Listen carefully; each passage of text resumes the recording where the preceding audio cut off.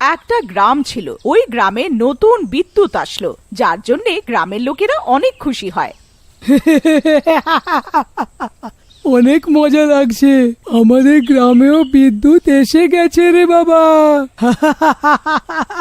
বাবা, অনেক মজা আসলো, মজা এসে গেল, মজা এসে গেল। বাবা বা এখন তো আমি শহরের লোকেদের মতন টিভি দেখবো, পাখাও চালাবো, আর আমি তো রাতভর ছবিও দেখবো। কিন্তু একদিন ওই গ্রামের এরকমও লোক আছে যে তারের উপরে তার লাগিয়ে বিদ্যুৎ চালাতো, আর কখনো কখনো ওই তার নিচে পড়ে যেত। একদিন সুষমা নামের মহিলা কুয়োর থেকে জল নিতে যাচ্ছিল, তখনই ওর পা ওই কাটা তারের উপরে পড়ে যায়। রামু আর দিনু সুষমাকে দেখছিল। আরে দেখো, সুষমা বৌদির কারেন্ট লেগে গেছে, আরে বাঁচাও বাঁচাও। কিন্তু এর আগে রামু আর দিনু কিছু করতে পারতো, সুষমার মৃত্যু হয়ে গেল, আর ওর শরীর পুরো কালো হয়ে গেল, একদম একটা মৃতদেহর মতন। ততক্ষণে ওখানে আরো কিছু গ্রামের লোকেরা এসে গেল। হে ভগবান, এত জোরে কারেন্ট লেগেছে, একইবারে পিৎজার মতন করে দিয়েছে সুষমা বৌদিকে। তো কিন্তু এই কাঁটাটাকে এরকম করে কে রেখে দিয়েছে রাস্তার উপরে? আরে এই কাঠটা তো সুক্ষু পহেলওয়ানের বাড়ির, ওই ভুলের জন্যই হয়েছে এইসব। তারপর গ্রামের লোকেরা মিলে সুষমার কাজ শেষ করলো, আর তারপর সব গ্রামের লোকেরা মিলে একজুট হয়ে সুকু পহলওয়ানের বাড়ি গেল। সুকু পহলওয়ান ঘরে ব্যায়াম করছিল। এসো গ্রামের লোকেরা, কি হয়েছে? সবাই একসাথে? কি সবাইকে কি একবারে মার খাওয়ার আছে নাকি? সুকু পহলওয়ানকে দেখে গ্রামের লোকেরা অনেক ভয় পেয়ে যায় আর দিনুকে সামনে করে দেয়।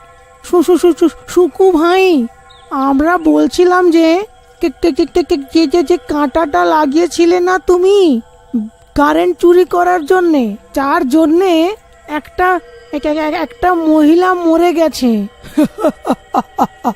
মহিলা মরে গেছে? আবে যাবে, পালিয়ে যা এখান থেকে, না হলে তুইও আমার হাতে মরে যাবি এখানে। তোমরা সবাইও তো কাঠের তার দিয়ে চুরি করো, এখন কেউ মরে গেল তো আমার নাম নিয়ে যাচ্ছ? হ্যাঁ, চলো যাও এখান থেকে, না হলে এই মুহূর্তে তোমাদের সবাইকে ওই কাঠের তার দিয়ে বেঁধে দেবো। হ্যাঁ। সুকুকে রেগে যেতে দেখে সবাই ওখান থেকে চলে যায়। রাস্তায় দিনু রামুকে, ভালো হয়েছে রামু, তুমি ওইখান থেকে আমাকে সরিয়ে দিয়েছো, না হলে আজকে ওই সুক্ষুকে মেরে মেরে শুকিয়ে দিতাম আমি। হ্যাঁ হ্যাঁ, চলো দিনু ভাই, এখন বেশি বলো না, ওকে দেখে তো তোমার তো প্যান্টটাই ভিজে গেছিল। সেদিন রাতে যখন সুকু পালওয়ান নিজের ঘরে শুয়েছিল, তখন শাকচুনি ওইখানে আসলো আর সুকুকে ঘুম থেকে উঠিয়ে দিল। সুকু পালওয়ান, ও সুকু, উঠে পড়ো, একটু পালওয়ানগিরি আমাকেও দেখাও।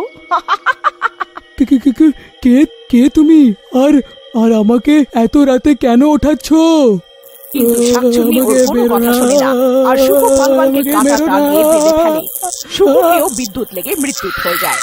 পরের দিন দিনু আর রামু সুকুর ঘরের সামনে দিয়ে যাচ্ছিল, তখনই ওদেরকে সুকুর মৃতর শরীর দেখা পড়ে। আরে এ কি হয়ে গেল রে?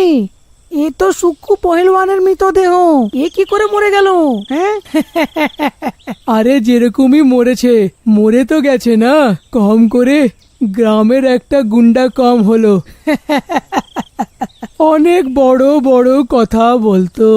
কিন্তু গ্রামের লোকেরা সুকুর শরীরটার শেষ ক্রিয়া করে দিল। পরের দিন দিনু আবার একটা মৃতদেহ দেখতে পারলো। ও ভয় পেয়ে রামুর কাছে চলে গেল। আরে রামু, ওইখানে আরো একটা মৃত শরীর আছে, কে জানে কে মেরে যাচ্ছে লোকেদের এখন। হ্যাঁ, তুই তো অনেকে অশুভ মনে হচ্ছে, তুই তো মারছিস না যে লোকেদেরকে? যখনই দেখো সবাইকে মারতে থাকে, এখানে মৃতদেহ ওইখানে মৃতদেহ দেখতে থাকে। রামু আর দিনু মৃত শরীরের কাছে পৌঁছে যায়। ওইখানে আগের থেকেই গ্রামের লোকেরা এসে যায় আর গ্রামে পঞ্চায়েতই শুরু হয়ে যায়।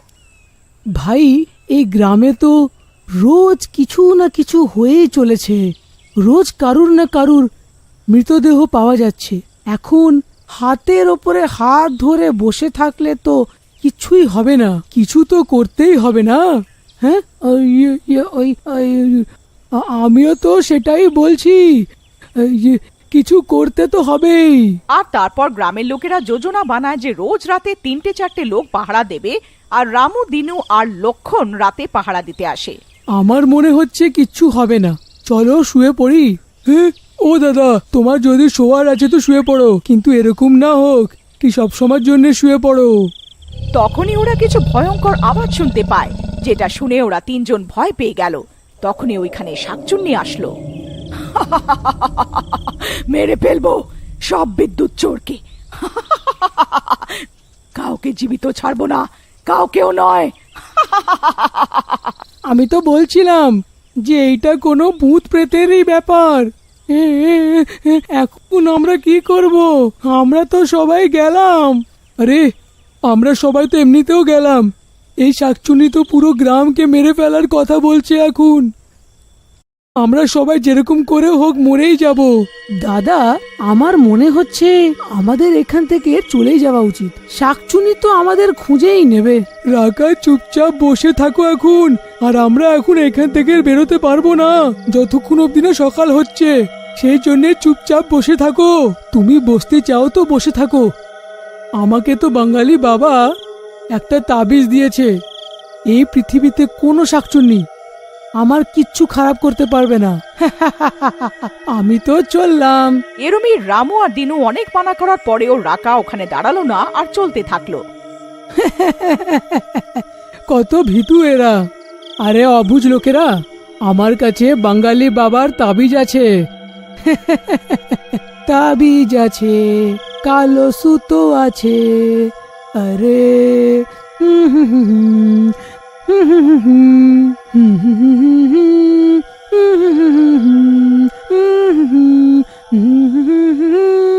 चलत मुसाफिर मोहलिया रे पिंजरे वाली मुनिया, चलत मुसाफिर मोहलिया रे पिंजरे वाली मुनिया। তখনই ওর পেছন পেছন শাকচুন্নি ওর সামনে এসে পড়ল। কোথায় যাচ্ছ একলা একলা? একটু আমার কাছেও এসে যাও।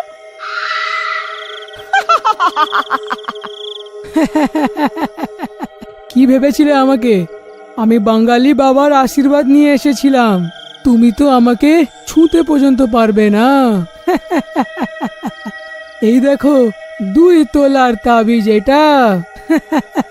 কিন্তু তখনই শাকচুন্নি রাকাকে গলা ধরে উঠিয়ে ফেলে। মনে হচ্ছে তোর বাবার ঠক বাজ বেরোলো। দেখ, আমার তো কিছু হলো না। এখন তোর কি হবে কালিয়া?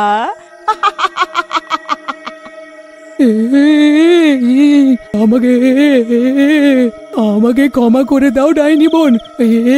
আমার ভুল হয়ে গেছে, আমার ভুল হয়ে গেছে। ক্ষমা করে দাও আমাকে, ক্ষমা করে দাও আমাকে। ভুল ভুল কিছু নয়, তুই আর তোর গ্রামের লোকেরা সব মরবি। সবাইকে বিদ্যুতের কারেন্ট লাগিয়ে মারবো, বিদ্যুতের কারেন্ট।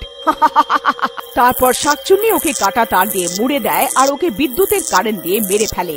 এইসব রামু আর দিনু দেখে ফেললো, আর ওরা দুজন অনেক ভয় পেয়ে গেল। ওরা রাত ভোর ওখানেই লুকিয়ে বসে থাকে। এইটা কি গো দাদা? এইটা তো একটা শাকচুন্নি, আর সবাইকে তো মেরে ফেলছে। আমাদের তো মৃত্যু নিশ্চিতই আছে, আমাদের মৃত্যু তো এখন নিশ্চিত আছে। এখন আমরা আর বাঁচবো না। আরে দাদা, চুপ করে বসে থাকো, না হলে বিদ্যুতের এমন একটা ঝটকা লাগবে তোমার যে তুমি ঝটকানো ভুলে যাবে। ওইখানে শাকচুন্নি রাকাকে মেরে ওখান থেকে অদৃশ্য হয়ে যায়। পরের দিন সকালে দুজন চুপচাপ ওখান থেকে চলে যায় আর গ্রামের লোকের রাতের সব কথা বলে। গ্রামে একবার আবার পঞ্চায়েত বসলো। তখনই ওইখানে একটা বুড়ো লোক আসলো আর কেশে কেশে বলল, দেখো, আমি এই গ্রামের সব থেকে বুড়ো লোক। যদি তোমরা সবাই আমার কথা শুনবে তো এই ডাইনির সাথে লড়ার একটাই উপায় আছে, যে আমরা কোনো তান্ত্রিকের সাহায্য নিই। গ্রামের লোকেরা বুড়ো লোকের কথাটা বুঝতে পারলো আর তান্ত্রিককে ডেকে ফেললো। তান্ত্রিক এর আসার পরে প্রধান বলল, বাবা, আমরা সবাই অনেক বিপদে পড়েছি। আমাদের গ্রামের লোকেরা প্রাণ যাচ্ছে। একটা ডাইনি কে জানে কোথা থেকে এসে গেছে আর আমাদের লোকদেরকে বিদ্যুতের কারেন্ট দিয়ে মেরে ফেলছে। তোমরা সবাই ভয় পেও না, আমি আছি না। তান্ত্রিক বাবা তো শাহরুখের ফ্যান লাগছে। এই ডাইনি কারেন্টের শক লেগে মরে গেছে, আর কারেন্টই এর শক্তি। কিন্তু এই ডাইনিকে হারানো যেতে পারে। তোমরা সবাই রাতে আমার গ্রামের মাঝখানে দেখা করো। আমরা আজ রাতেই এই ডাইনিকে শেষ করে দেব। রামু দাদা, এই তান্ত্রিক তো অনেক হাসছে, আমাদের সবাইকে ফাঁসিয়ে দেবে না তো? ওইখানে সব গ্রামের লোকেরা যোজনার মতন রাতে গ্রামের মাঝখানে একজুট হয়ে এসে গেল। তখনই শাকচুন্নি আসলো। কি ব্যাপার, মনে হচ্ছে পুরো গ্রাম মরতে চায় আজকে আমার হাতে। মজা আসবে। তখনই শাকচুন্নি দিনুকে ধরে ফেলে। রামু দাদা, আমাকে বাঁচিয়ে নাও। আমি বলছিলাম না, এ তান্ত্রিক আমাদের সবাইকে ফাঁসাবে। বাঁচাও, বাঁচাও। কিন্তু তখন তান্ত্রিক ওখানে এসে পড়ে। ওর হাতে একটা রাবারের ম্যাট থাকে। তান্ত্রিক রামুর দিকে ইশারা করলো। এই ডাইনি, তিনুকে ছেড়ে দে, না হলে আমি আজ তোকে মজা দেখিয়ে দেব।